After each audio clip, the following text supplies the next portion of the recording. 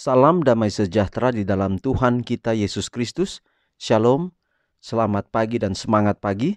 Jumpa kembali dalam renungan pagi kita untuk hari ini, Rabu 19 Oktober tahun 2022. Dan pekabaran firman Tuhan kita pada hari ini, pada pagi ini dengan judul, Pekerjaan Kristus adalah pekerjaan kita. Sebelum kita lanjutkan, mari kita berdoa. Bapa di surga, terima kasih atas kebenaran firman Tuhan yang hendak kami dengarkan.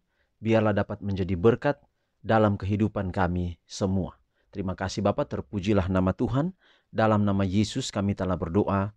Amin. Sekali lagi renungan pagi kita untuk hari ini dengan judul Pekerjaan Kristus adalah pekerjaan kita.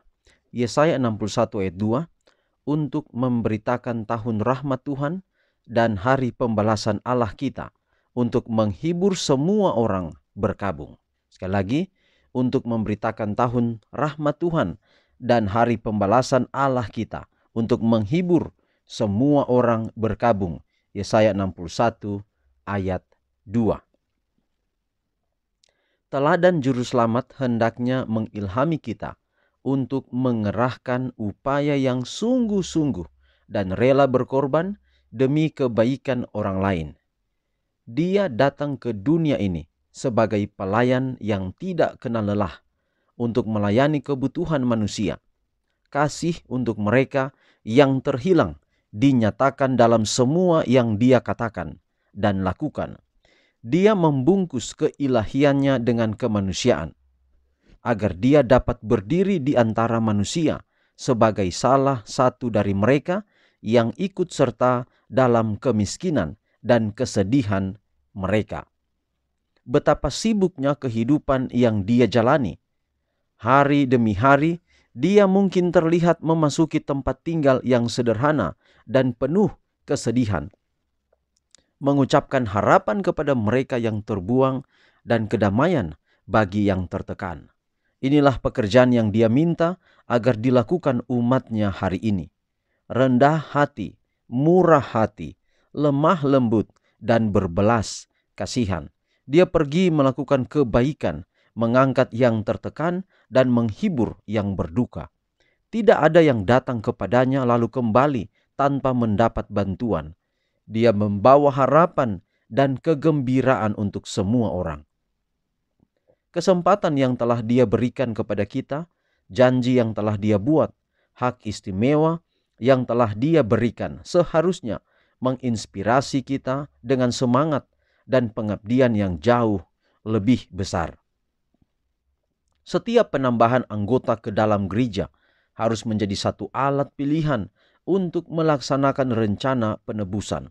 Setiap kekuatan umat Tuhan harus dikhususkan untuk membawa banyak jiwa-jiwa kepadanya. Dalam pelayanan kita tidak boleh ada ketidakpedulian, tidak ada keegoisan. Setiap penyimpangan dari penyangkalan diri dan mengabaikan usaha yang sungguh-sungguh menandakan bahwa telah begitu banyak kekuatan yang diberikan kepada musuh. Dengan pasukan pekerja orang muda yang kita miliki, betapa cepat pekabaran tentang juru selamat yang disalibkan, bangkit, dan segera datang kembali dapat disampaikan ke seluruh dunia. Jadi saudaraku yang kekasih, pekerjaan Kristus adalah pekerjaan kita. Ketika Yesus di dunia ini, dia mencari orang-orang yang dia dapat bekerja sama dengan mereka untuk menyampaikan kabar baik. Dan mereka itu adalah murid-murid Yesus. Kalau kita mengikuti dengan cermat, Andreas adalah murid yang pertama yang Yesus panggil. Dan kemudian Andreas memperkenalkan Petrus saudaranya kepada Yesus. Dan pada akhirnya murid-murid yang lain pun mengikuti Yesus. Yesus sebenarnya boleh bekerja sendiri di atas dunia ini. Dia boleh kerahkan malaikat-malaikat untuk menyelesaikan pekerjaannya. Tetapi pertanyaannya adalah, kenapa Tuhan, kenapa Yesus melibatkan kita? Kenapa pekerjaan Yesus menyelamatkan orang harus ditimpakan atau dilimpahkan kepada kita? Yesus memberikan teladan dan dia rindu agar kalau kita adalah pengikutnya, kita melakukan teladan yang Yesus lakukan. Sebenarnya tujuan daripada Yesus melibatkan kita dalam penginjilan, dalam membagikan kasih, dalam menghibur orang yang terluka, dalam membagi kasih kepada setiap orang, dalam membagi kabar baik kepada setiap orang adalah supaya kita memiliki pertumbuhan tabiat, kita memiliki pertumbuhan rohani. Sebenarnya inilah tujuan yang terbungkus dari ketika kita rindu untuk bekerja bagi Tuhan. Pasti yang terbungkus adalah di dalamnya. Jadi di luar adalah pelayanan, kita mau lakukan pelayanan. Yang tersembunyi di dalam adalah kita akan memiliki karakter seperti Yesus. Kalau saudara tidak pernah menginjil, saudara tidak pernah membagikan kasih Yesus kepada orang lain, saudara tidak akan pernah bertumbuh.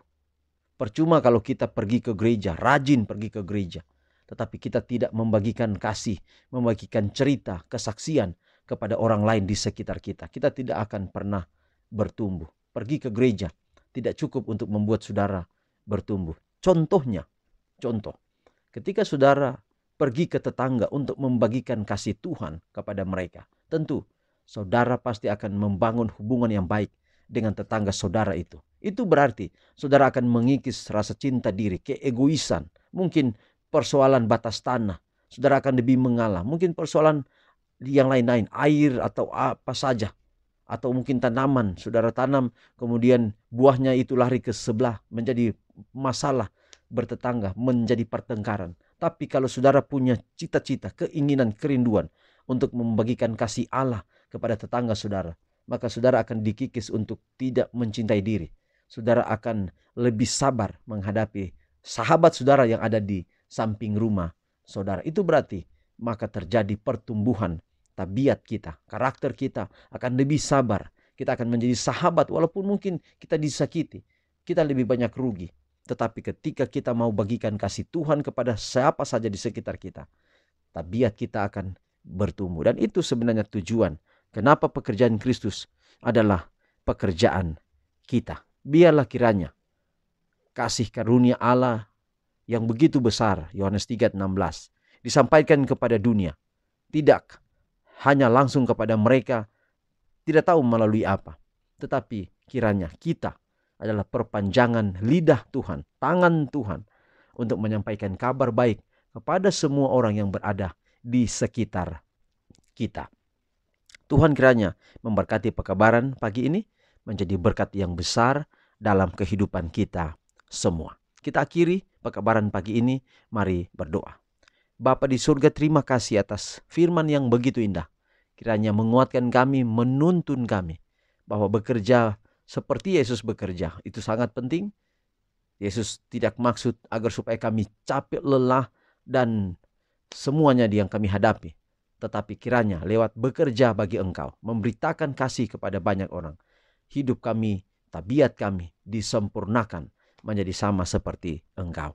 Pelihara kami hari ini dari semua tugas dan tanggung jawab kami. Suksesan selalu.